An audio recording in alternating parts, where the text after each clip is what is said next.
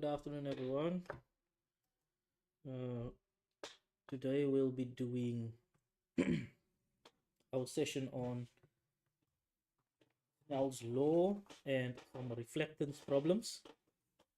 My name is Lucian Bullet, and I'm trying to switch on my face camera so you can actually see me. And I hope you can hear me. And it is sharing there. The meeting link is there. So let's get into it because there's quite a lot that we need to get through. But I'm now this problem of, let me just see.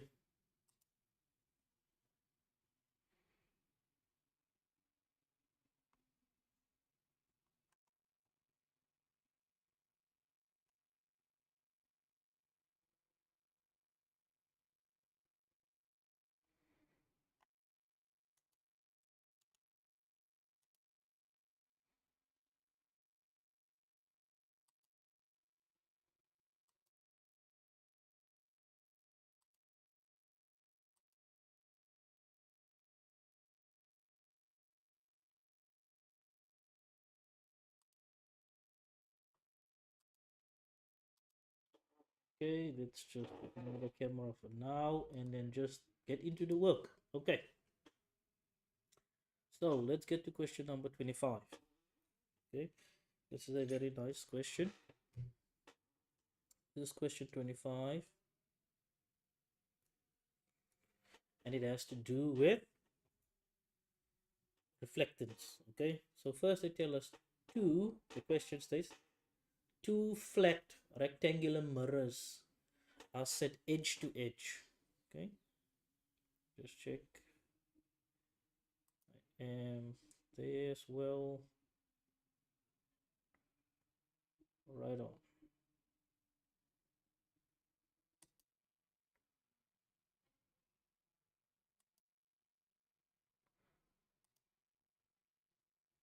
So two flat rectangular mirrors are set edge to edge. Okay, so the edges meet and they are placed perpendicular to a flat non-reflectant surface. Okay, so let's say if we were to view this from the top. So this is a top view. Okay, let me just erase that. This is question 25, and this would be a top view. So we're viewing it from above. Okay, so a top view.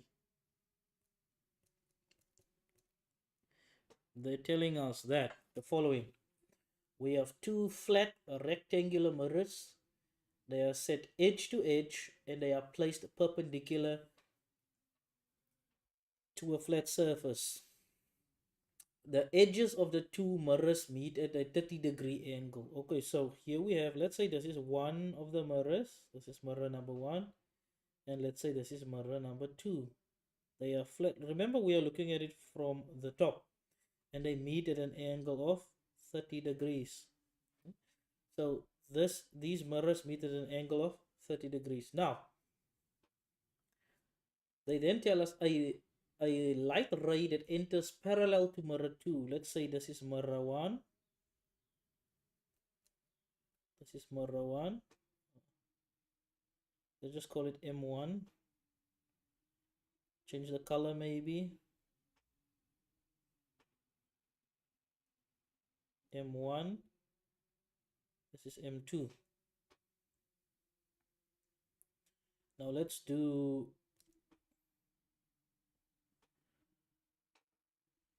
the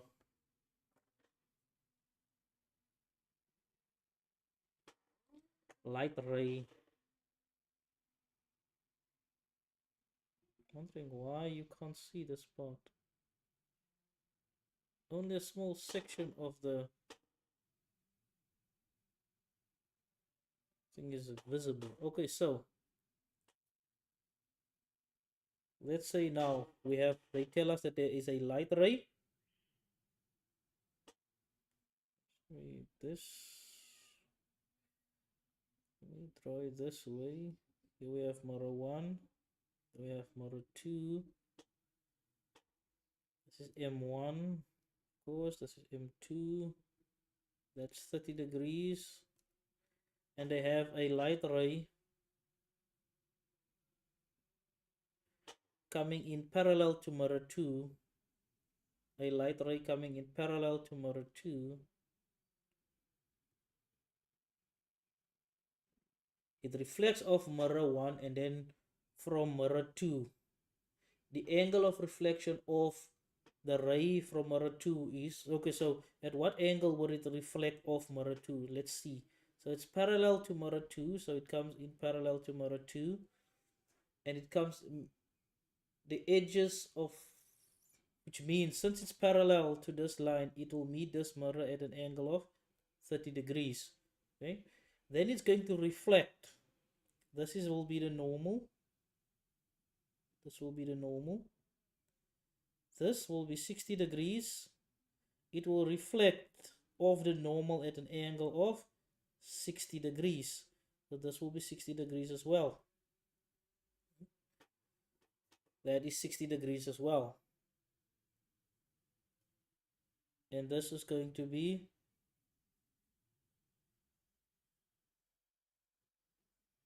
let's draw a line.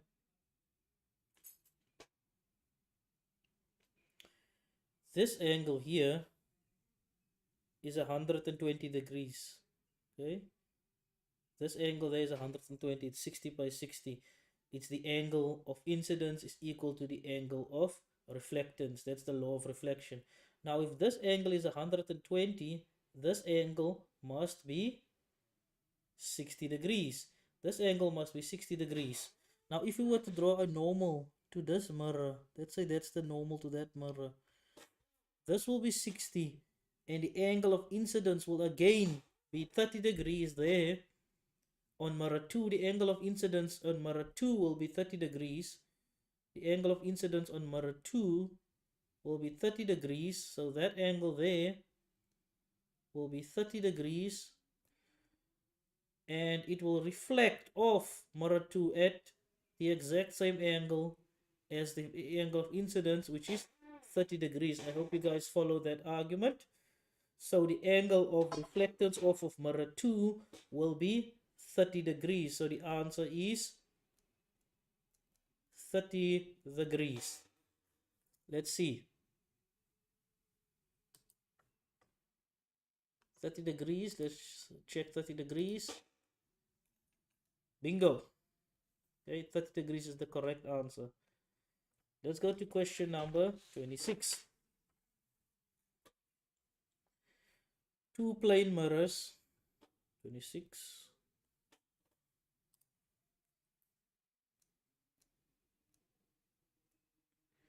We have two plane mirrors. I aligned parallel to each other. So here's one mirror. And here's the other mirror. Okay, let me just... I cannot draw these things straight.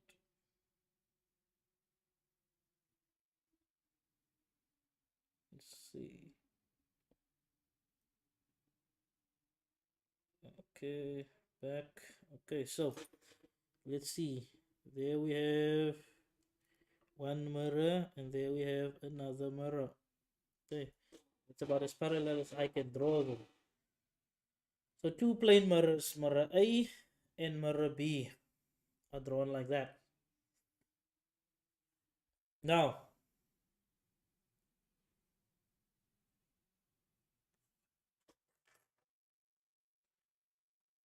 a light ray is incident at an angle of 30 degrees at a point just inside one end of mirror A. Okay, so let me do this. Let's say this is mirror B and this is mirror A. Okay. So this is the end of the light ray. This is the end of the mirror. The end of the mirror. This is also the end of the mirror. Okay. Now they tell us a light ray is incident at an angle of 30 degrees. So incident at an angle of 30 degrees. Let's draw the light ray with red. So here's the light ray. It's incident at an angle of 30 degrees. Just inside one end of A the plane of incidence coincides with the plane in the figure. Okay, so this plane of incidence coincides with the plane in the figure. Now, the maximum number of times the ray undergoes reflections, including this first reflection. Okay, so that's the incident ray. Now, let me draw the reflected rays. Okay, now the reflected ray, by the way, they tell us, or what I didn't show, is that this mirror here, these mirrors have a length of,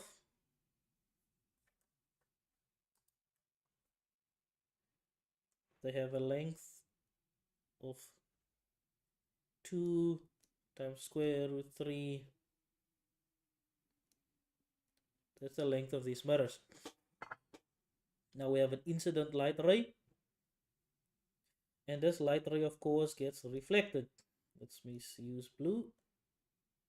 This light ray gets reflected off of this mirror. So this is the first reflection, and this is at 30 degrees. Now of course it's gonna get reflected again. Okay, it's gonna get reflected again. This is the next reflection, and from here on it's gonna get reflected again. There, and this is the normal that I'm drawing each time. It's gonna get reflected again. Now these lengths, this length will be equal. That's the length D. Let's call it length D. Now each length D contains one reflection. Okay? Each length D contains one reflection. Now what is the length of length D?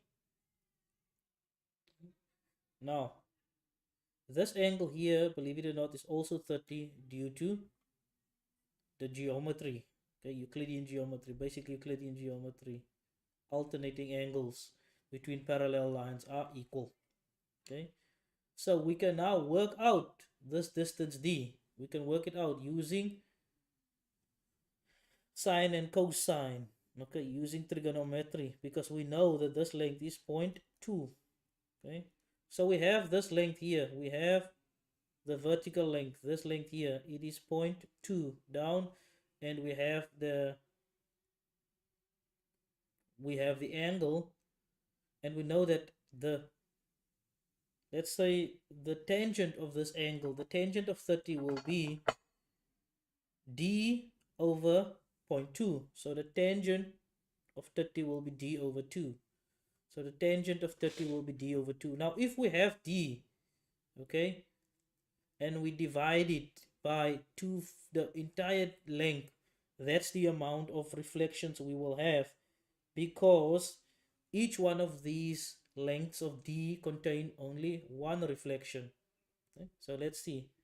The tangent of 30 degrees is equal to D over 0.2 meters.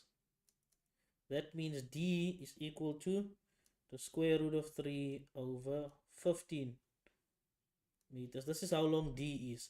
Now each D contains one reflection. Now let's say the total length, the total D total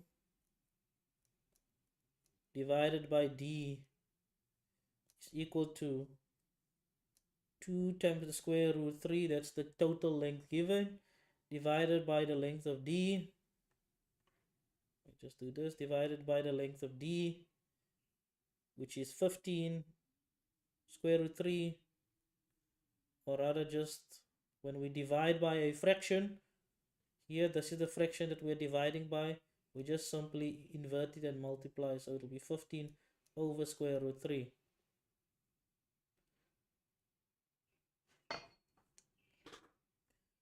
So there will be 30 D lengths in there, so 30 sections, and each one of those sections of length D contain one reflection. So there will be, the light will be reflected 30 times, including the very first one. So that's a good reflectance question. So let's see, 30 And yes, it is correct. Question number 27. Let's look at question number 27.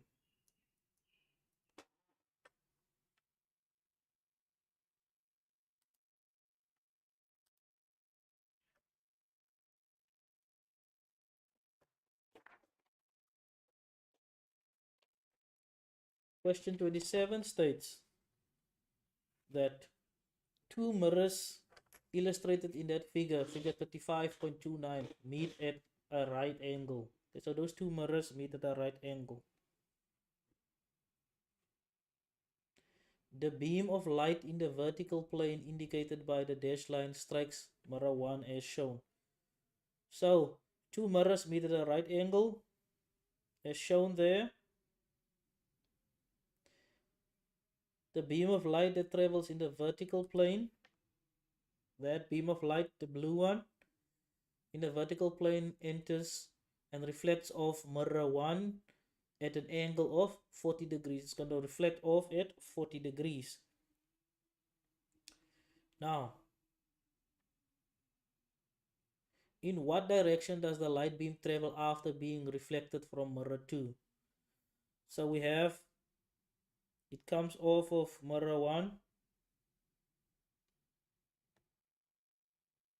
It is reflected. Let me just draw a side view of it. It's reflected off mirror 1. This is an angle of 40. It gets reflected at an angle of 40 as well. Angle of incidence is 40. The angle of reflection is 40.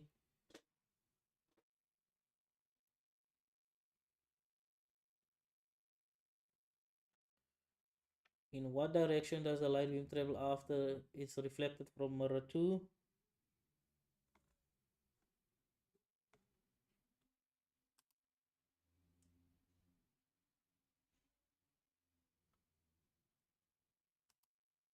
Let's see.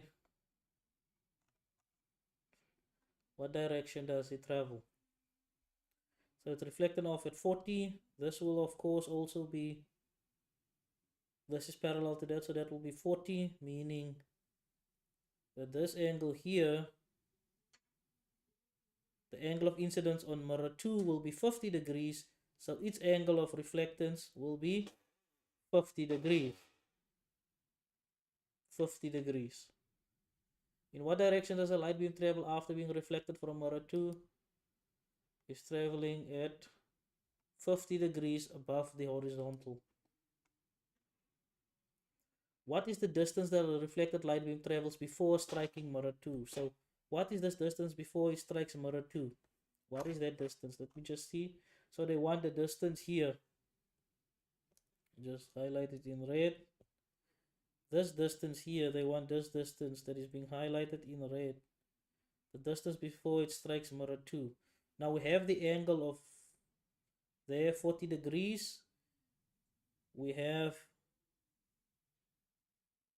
the distance from here to there is 1.25 meters. And we have that angle 40 degrees. Which means this angle here, if that is 40, this one will be 50 degrees.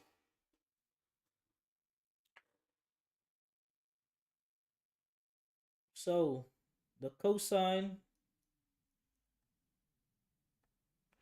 I'm gonna just work with the sines. So 25 meters, that's 50. Let me see if you can see my work. The cosine, okay, you can't see that well. So the cosine of 50 degrees is equal to, it's 1.25. The cosine is 1.25 over the length of the distance dh we want, that in red, the distance there. That's the distance we want.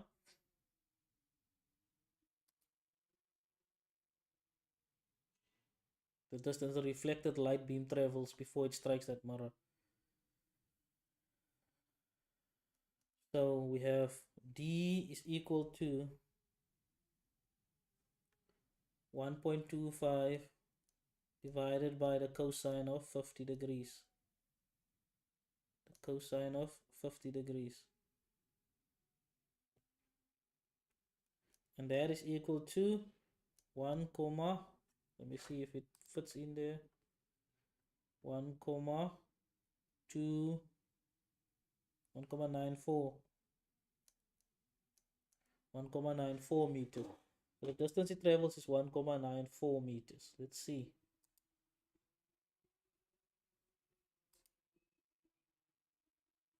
1,94. Let's check our answers. Yes, we are correct in both accounts, on both accounts. Let's go to question number 28.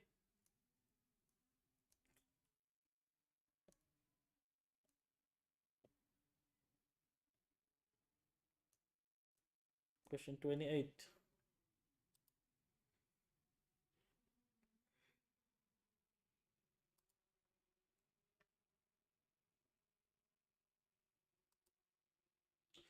When the light ray illustrated in figure 35.2 passes through the glass block of index of refraction 1.5, it is shifted laterally by the distance d. Okay. What is the time interval? So what's the time interval required for the light to pass through the glass?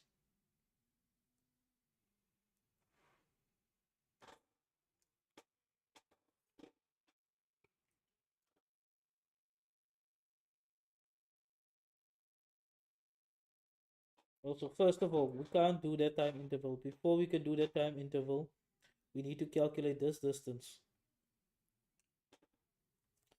Let me just draw the situation. We have an incoming light source at 30 degrees. It's bent. And then it is reflected again out of this block. And it has a refractive index of 1.5. And also that the angle of incidence is 30 degrees. Then we have this distance here, h. This distance h. And then that is what the ray should have originally done. We want that distance d. The distance between the deviation d there. So we first need to calculate h. Now in order to calculate h, we need this angle. Okay? Angle. And we need this length, the length of h.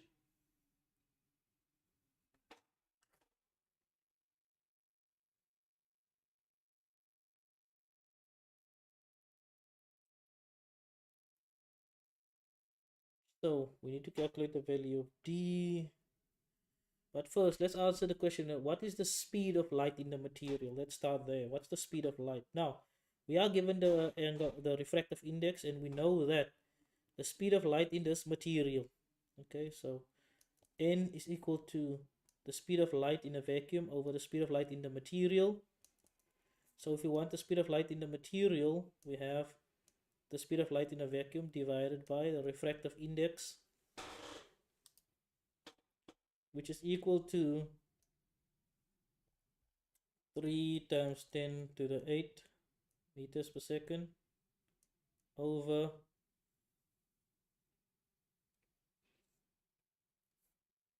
1.5, which is the refractive index of this glass, I assume. And that gives you an answer of 2 times 10 to the 8 meters per second. So light travels in this medium at 2 times 10 to the 8 meters per second. Let's see.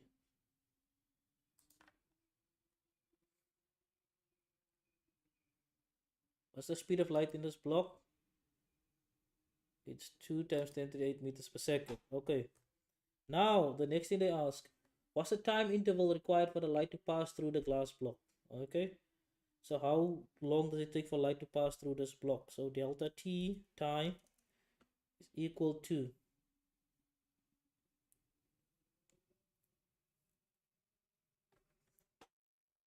that distance h that I showed earlier divided by the speed v it has here.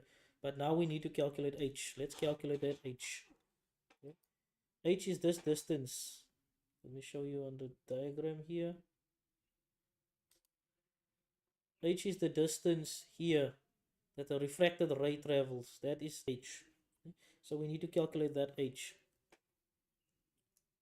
This, let me just say, we have the angle of incidence, then we have, of course, the refracted ray, then we have the outcoming ray.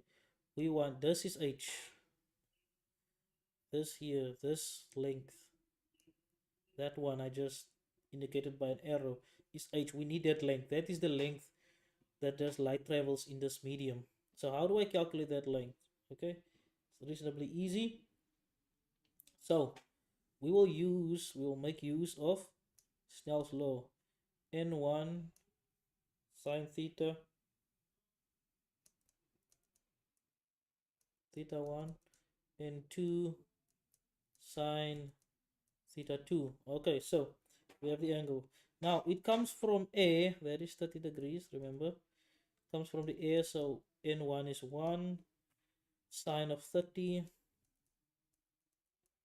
equals, the refractive index here is 1.5 sine theta 2.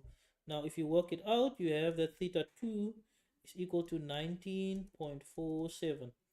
So that angle there is 19.47 degrees. 19.47. Now we have that angle and we have the distance here. This distance, it is 2 centimeters. This distance is 2 centimeters. It's given. So the cosine of theta 2, the cosine theta 2, of course, the cosine of theta 2 is equal to then 2 centimeters divided by h, which is what we want. Now if we work out for h, we have that it is 2 centimeters divided by the cosine of theta 2, which is cosine of 19.47, because we just worked it out, which gives us the value of h equal to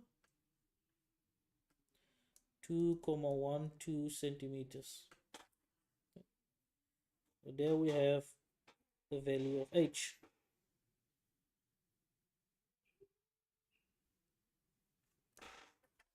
The value of h. So we have the value of h.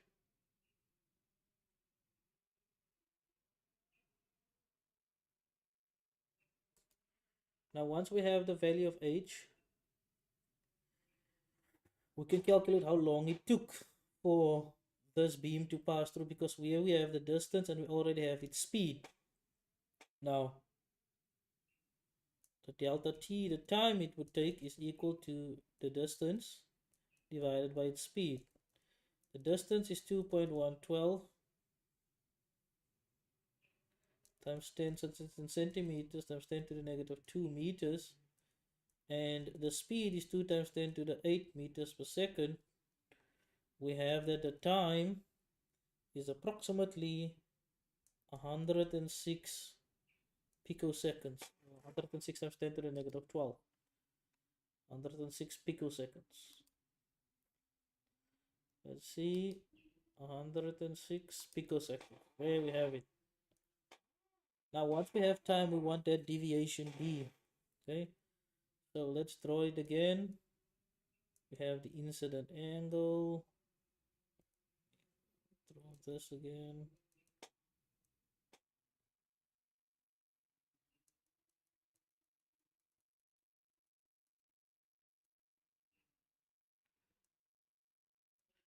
Okay, so we have this h already.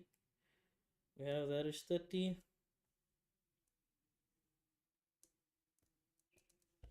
degrees.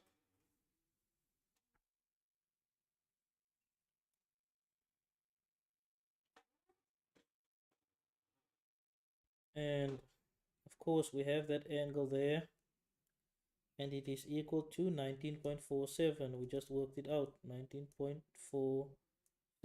degrees. That angle, the angle of refraction.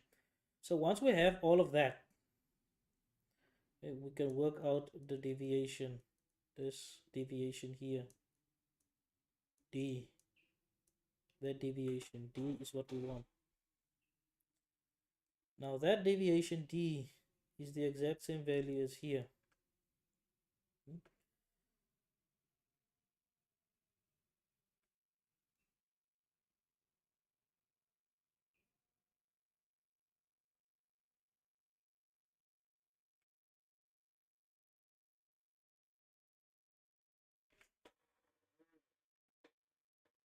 That deviation. So how do we go about calculating that deviation? First, we need to calculate the angle of deviation. We need to calculate the angle of deviation.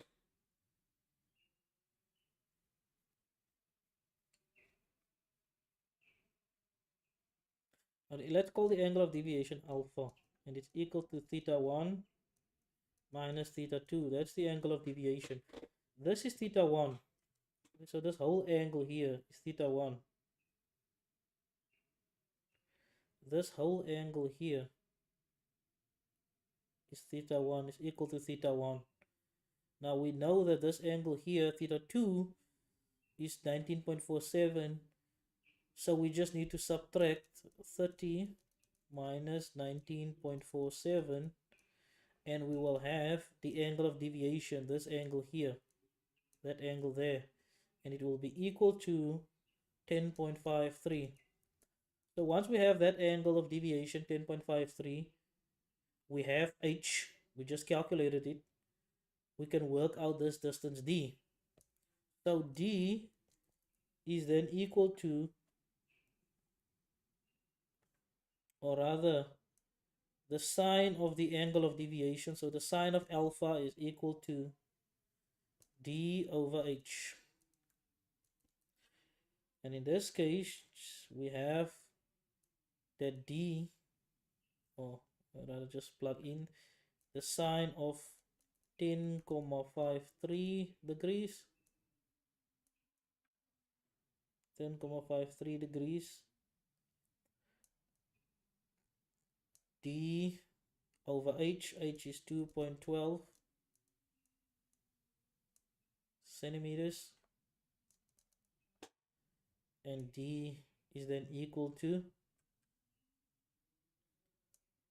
0.39 centimeters. So that distance, that deviation is 0.39 centimeters. 0.39 centimeters. I hope that made sense. So 0.39, so that's 0.387. Same thing. Let's check our answers, and all of them are correct. Let's move on to question 29.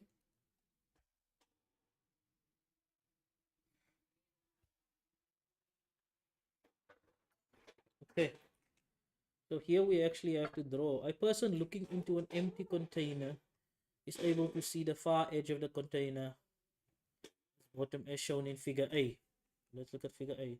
So in figure A, this person is able to look into the corner. Now in figure B, the height of the container is h and its width is d. So h and d, height and width. When the container is completely filled with a fluid of index of refraction and viewed from the same angle, the person can see the center of the coin at the middle of the container's bottom as shown in figure B. So now you can see the coin at the middle of. Let's answer all of these questions. Assuming the container is now filled with water,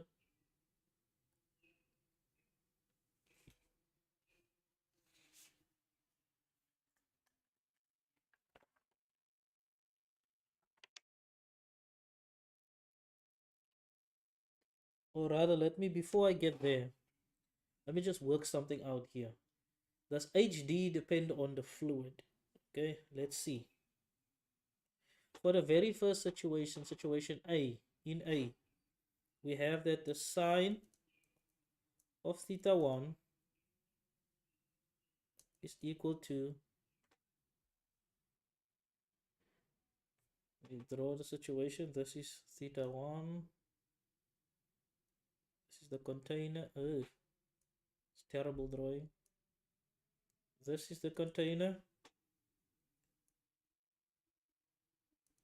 Okay. So we have that light is going straight through to that angle there. Okay. Now the angle of incident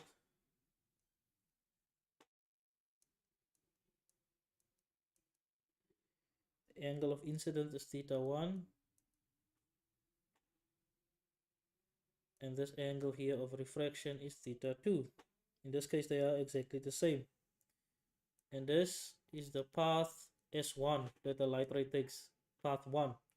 Now the sine of theta 1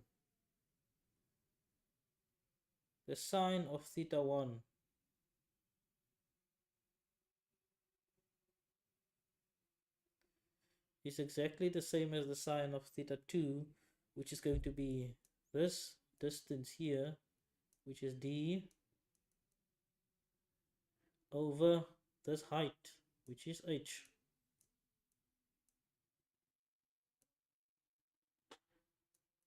It's d over h. Sorry, no, it's sine. So it is d over s1. Now s1 is equal to the square root of that plus the square root of that and its square root. So the square of h, so it's the square root of h squared plus d squared. That is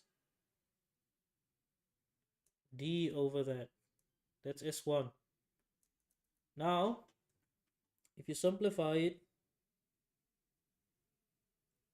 you have that, rather right here, you have that 1 over square root of h over d. You can just work out the math. Squared plus 1. That is the sine of theta 1. That's the sine of theta 1. Okay. Now, if we have the sine of theta 1, we can, of course, work out the sine of theta 2. Because theta 1 in this case and theta 2 in this case is the same. Theta 1 is equal to theta 2 because the light is not refracted, it's empty. Now, let's see. So this is sine of theta 1. It's 1 over the square root of h over d squared plus 1. Now let's work out the sine of theta 2. For when there is a refractive index medium in there. So we have that, and we have that the light comes in at 30 degree theta 1. We have that the light comes in at theta 1, and then it moves to the middle where it is sees the coin, and this is now theta 2. But theta 1 and theta 2 are no longer equal, and this, by the way, is now S2, the length of this wave, this ray. Right? So, but the distance now from here to there is d over 2 now, and this is now h. The height is still the same, but it's now just the radius. So, the sine of theta 2 is equal to d over 2 divided by h. D over 2, sorry, I keep trying to divide by h, not tangent, it's sine. So it's S2. Now we know that S2 is just equal to, if you use Pythagoras' theorem, you get that S2 is equal to d over 2 squared plus h squared. And that's still d over 2.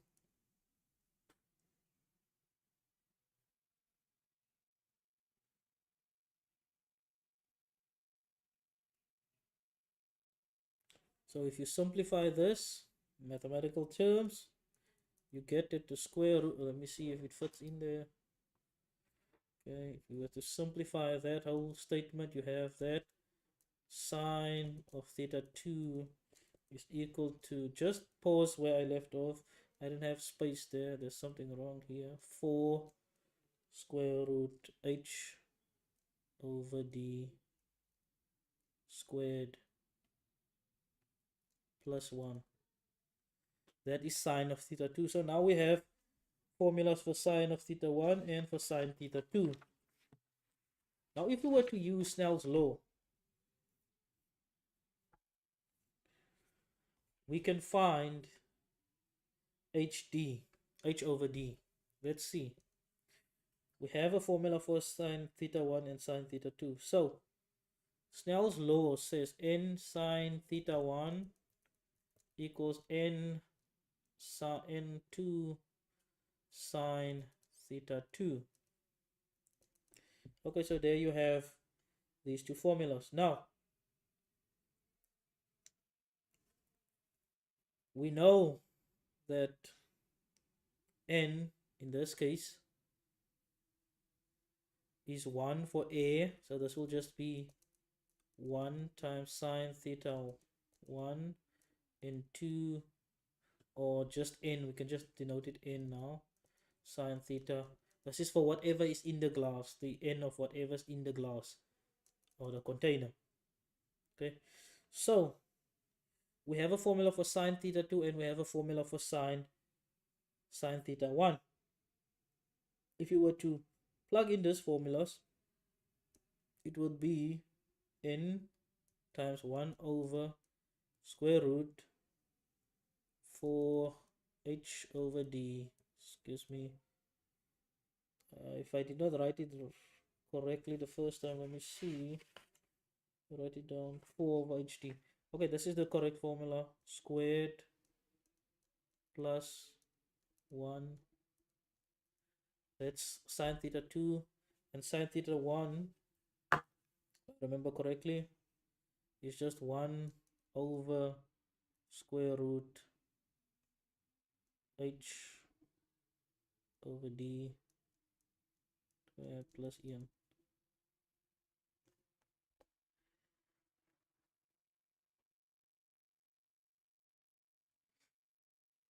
Okay, so now we have that formula, which we can simplify even further as 4hd squared plus 1 equals to n squared.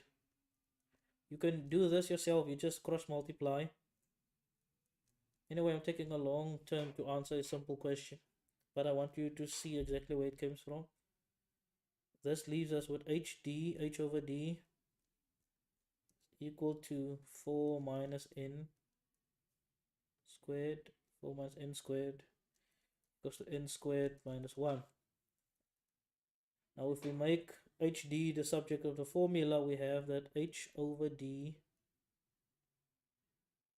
If we make h over d the subject of the formula, we have this wonderful formula. H over d is equal to the square root of n squared minus 1, 4 minus n squared. This is for the height over the width. Okay, it is all based on the refractive index. Okay, so let's see, what was the question? Does h over d depend on the fluid? Yes, the answer is yes, it does depend on the fluid, because that fluid's refractive index will determine what h over d is. Okay, so we've worked out what h over d is, which is fairly easy, and it does depend on that fluid. Okay, so the first answer is yes, and we filled it in. Now, assuming the container is now filled with water with a refractive index of 1.333, what is the value of the high h in terms of the distance in this case? Okay, so if it's for water, h is then h over d equal to square root of 1,333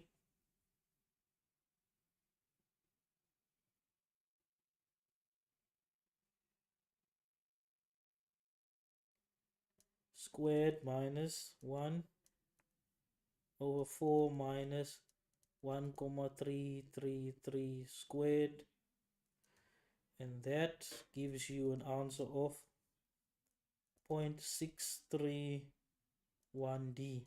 That is H. H is equal to 0.631D. Now I have checked here, they do not have this answer as 0.63D. Okay, but this is the answer. Now, if the next question, assuming the container is now filled with ethyl alcohol with a refractive index of 1.36, what is the value of the H in terms of the distance D? Okay, so all you have to do is just do the exact same thing. So H is equal to D multiplied by the square of, then you just plug in for ethyl alcohol 1,3614 squared minus 1 over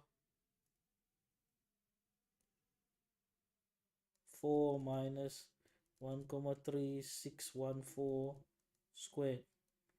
That should give you,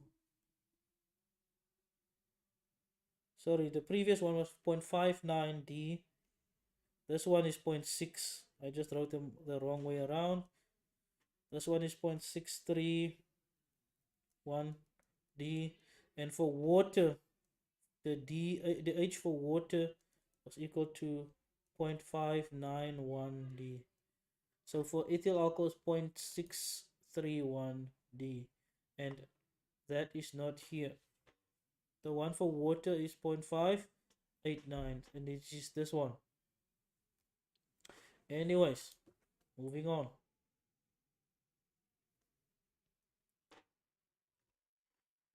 Question 30.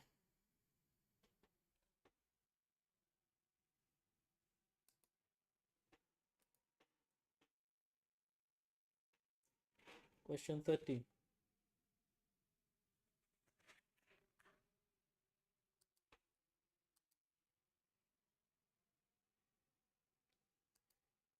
Here we have question 30. Let's see. Okay, still 3 minutes. So question 30 asks,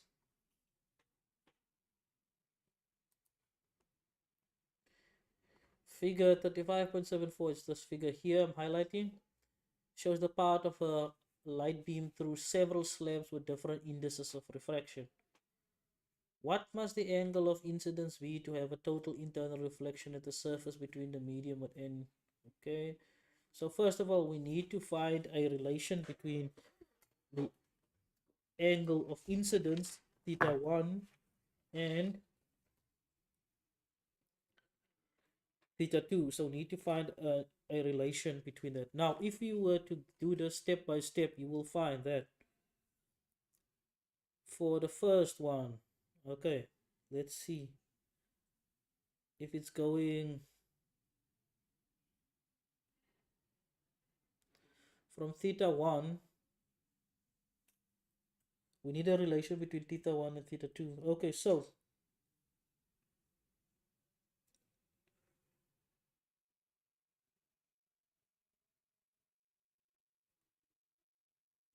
one comma 4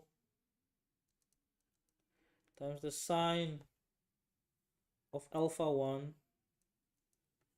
is equal to 1 comma 6. So this is between the first and the second layer. Okay, so this is between the first and the second layer. 1 comma 4, and it's given there sine theta 1, that's the incident angle, and then the refracted angle will then be theta 1, of course. It's 1.6 times the sine of theta 1. So that is equation number 1. Equation number 2, let's move from one between the third and the second layer. It's moved from 1.2, so n is 1.2. The sine of that angle is, let's call it beta 1,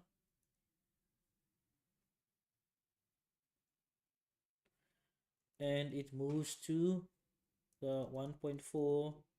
We are just traversing in reverse here, and that's the sine of alpha 1. Going to be exactly the same as alpha 1 due to properties of geometric. Then the last one, 0, 1, or this is A,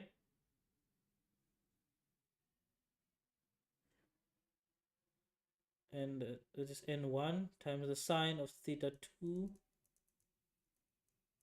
is equal to 1.2 sine beta 1. Okay. Now, if we were to add all of these up, if we were to add them all up, okay, or combining them, let's use the word combine all of them. If we were to combine all of these equations, combining 1, 2, and 3, this is equation 3, that's equation 2. If we were to combine, if we were to combine all of these equations, those three equations, we get the following equation, that 1,6 times the sine of theta 1 will give us the sine of theta 2.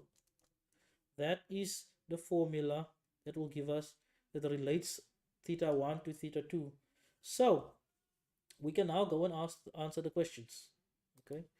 First, what must the incident angle theta 1 be to have a total internal reflection at the surface between the medium where n is 1.2 and the medium with A? So theta 2 must be 90 degrees. What will theta 1 be? Okay, so let's just plug it in. Let's just plug it in.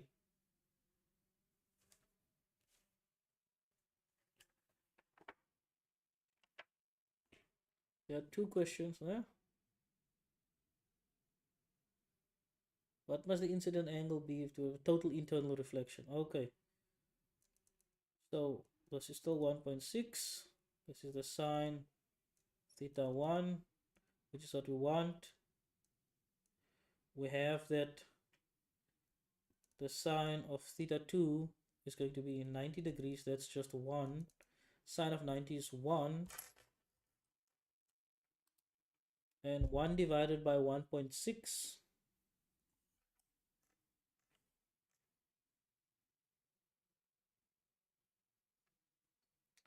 If we have 1 divided by 1.6,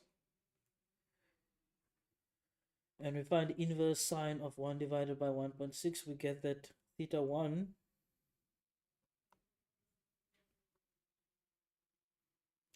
where's the calculator now? Second function sine of 1 by 1.6, 38 degrees. So theta 1 will have to be 38,6 degrees. 38,6 degrees in order for the theta 2 to be a 90 degrees, which is what happens when total internal reflection occurs. So it has to be bigger than 38.7. It has to be bigger than 38.7 for total internal reflection to occur. Now if theta 1 is, now they ask us the next question. If theta 1 is 30 degrees, what is the angle of the emerging beam? So we have a formula, sine theta 2 is equal to 1,6 sine theta 1. Now we want theta 2, so theta 2 is equal to the inverse sine of, now we have 1.6, and the sine of theta 1 in this case is 30 degrees. So if we were to work that out, we have that theta 2 equal to 53,1 degrees. Let's check 53,1. Check the answers. Yes, we are indeed correct. Next page of answers.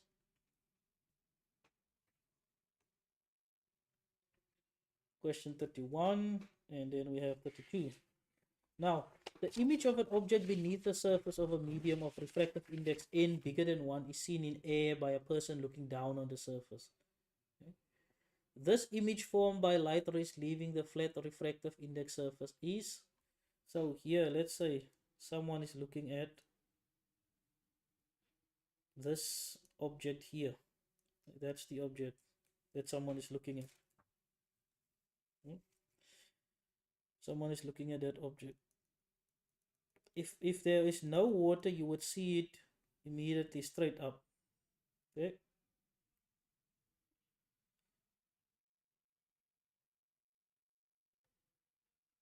Let me just, first of all, if you, let's say this image of an object beneath the surface of a medium of refractive index n bigger than 1 is seen in air by a person looking down on the surface. This image formed by light rays leaving the flat refractive surface is,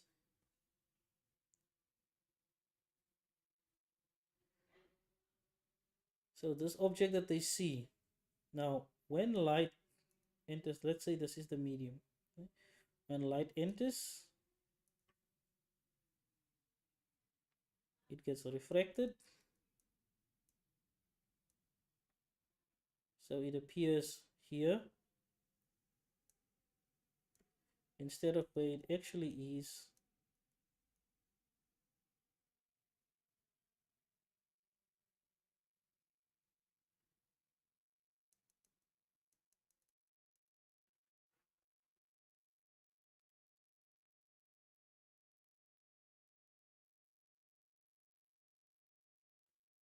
Or rather, you are looking down on the surface. So you are looking down, straight down. Let's say this. Let's do this. This is easier.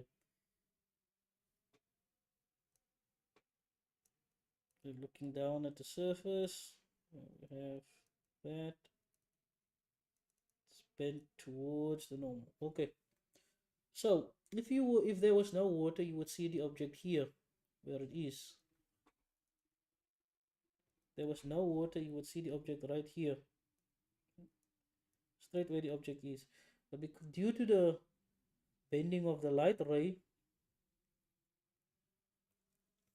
you would see the object much closer. Okay, so the object to you would appear closer. Okay, you would see the object closer, but it is not the real object. So it is it is virtual, and it's going to be closer to the viewer. Virtual and closer. Okay, question number last. Question number 32. Okay. The actual depth of a shallow pool is 1 meter deep is not the same as the apparent depth seen when you look straight down into the pool from above. Okay. So how deep in centimeters will it appear to be if the refractive index of water is 1.3? Now there is a formula which states that the refractive index of whatever it is, this water, is equal to the actual or the real depth divided by the apparent depth. Okay. Now the real depth, the refractive index is 1,33. The real depth, the actual depth is 1 meters. The apparent depth, we then work that out. We have that the apparent depth is equal to 1 divided by 1.3, which is 0.75 meters, which is 75 centimeters. So that is the answer, 75.2 to be specific.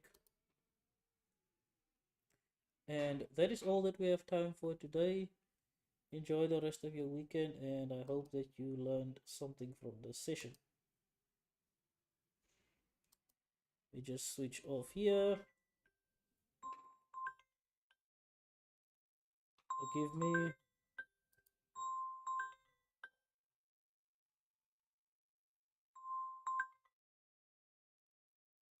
me sources. This is controls.